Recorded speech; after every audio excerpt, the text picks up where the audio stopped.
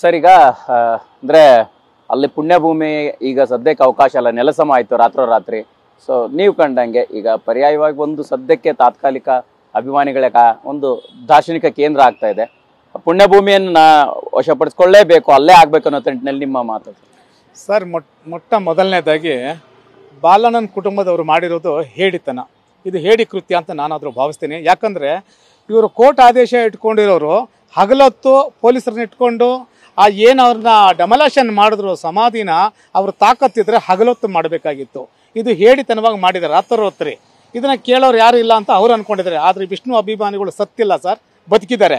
ಇವತ್ತು ನಮ್ಮ ಉದ್ದೇಶ ಏನು, ಇವತ್ತು ಎಲ್ಲ ಮೇರು ನಟರಿಗೆ ಕಂಠೀರವ ಸ್ಟುಡಿಯೋದಲ್ಲಿ ಅವಕಾಶನ ಮಾಡಿಕೊಟ್ರು ಸರ್. ಇದೇ ವಿಷ್ಣುವರ್ಧನ್ಗೆ ಅವತ್ತು ಬಾಲಣ್ಣ ಅವರ ಒಂದು ಮನೆ ಕುಟುಂಬದವರು ಅವತ್ತು ಒಪ್ಕೊಂಡು ಅಲ್ಲಿ ಸ್ಮಾರಕವನ್ನು ಅವತ್ತು ಅಂತ್ಯ ಸಂಸ್ಕಾರ ಒಪ್ಕೊಂಡ್ರು, ಅವತ್ತು ಮಾಡೋದಕ್ಕೆ ಅವಕಾಶ ಕೊಟ್ಟರು.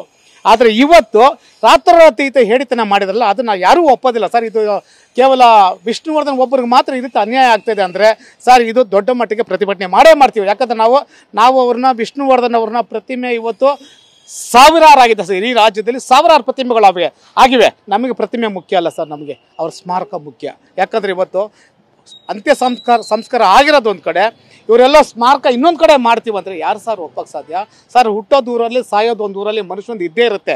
ಆದರೆ ಎಲ್ಲಿ ಸತ್ತಿರ್ತೀವಿ ಅಲ್ಲಿ ಸಮಾಧಿ ಆದರೆ ಅದಕ್ಕೊಂದು ಪೂರ್ಣ ಆಗುತ್ತೆ.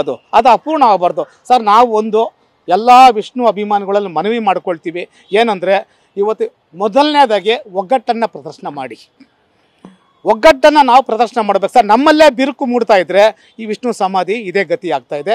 ನಾನು ಹಂಗಾಗಿ ಎಲ್ಲ ಅಭಿಮಾನಿಗಳಲ್ಲೂ ಮತ್ತು ಬಹಳ ದೊಡ್ಡ ಸುದೀಪ್ ಸರ್ ಇರ್ಬೋದು, ವಿತರಕ ಶ್ರೀನಿವಾಸ್ ಇರ್ಬೋದು, ಒಂದು ಕಡೆ ಅನಿರುದ್ಧ ಇರ್ಬೋದು, ಆಳಿಗೊಂದು ಸ್ಟೇಟ್ಮೆಂಟ್ ಕೊಡಬಾರ್ದು ಸರ್. ಎಲ್ಲರೂ ಸೇರಿಕೊಂಡು ಒಗ್ಗಟ್ಟಾಗಿ ಕೂತ್ಕೊಂಡು ಇವತ್ತು ಏನು ಸ್ಮಾರಕ ಇದೆ ಆ ಗುರಿ ಮುಟ್ಟುವಂಥ ಕೆಲಸ ನಾವು ಮಾಡಬೇಕಾಗುತ್ತೆ ಆದಷ್ಟು ಬೇಗ ಸರ್. ಏನು ಇವತ್ತು ಅಧಿವೇಶನ ನಡೀತದೆ, ಮುಖ್ಯಮಂತ್ರಿಗಳಿಗೂ ಹಾಗೂ ಡಿ ಕೆ ಶಿವಕುಮಾರ್ ಅವ್ರಿಗೂ ಸಹ ಒಂದು ಮನವಿ ಪತ್ರನ ಮಾಡ್ತೀವಿ. ನೋಡಿ, ಅಂಬರೀಷ್ ಅವ್ರಿಗೆ ಅವಕಾಶ ಮಾಡಿಕೊಟ್ರು ಕಂಠೀರವ ಸ್ಟುಡಿಯೋದಲ್ಲಿ, ಪುನೀತ್ ಅವ್ರಿಗೆ ಮಾಡಿಕೊಟ್ರು, ಪಾರ್ವತಮ್ಮವ್ರು ಮಾಡಿಕೊಟ್ರು ಸರ್. ರಾಜ್ಕುಮಾರ್ ಅವ್ರಿಗೆ ಆದಾಗ ಇಡೀ ವಿಷ್ಣು ಅಭಿಮಾನಿಗಳು ಎಲ್ಲರೂ ಸಹ ಸಹಮತನ ಆ ಸ್ಥಳಕ್ಕೆ ರಾಜ್ಕುಮಾರ್ ಅವರು ಮೇರು ನಟರು ಅವರು, ಯಾಕಂದರೆ ಇವತ್ತು ಹೊರನಾಟ ಅವರು ರಾಜ್ಕುಮಾರ್ ಎಲ್ಲರೂ ಒಪ್ಕೊಂಡಿದ್ದೀವಿ.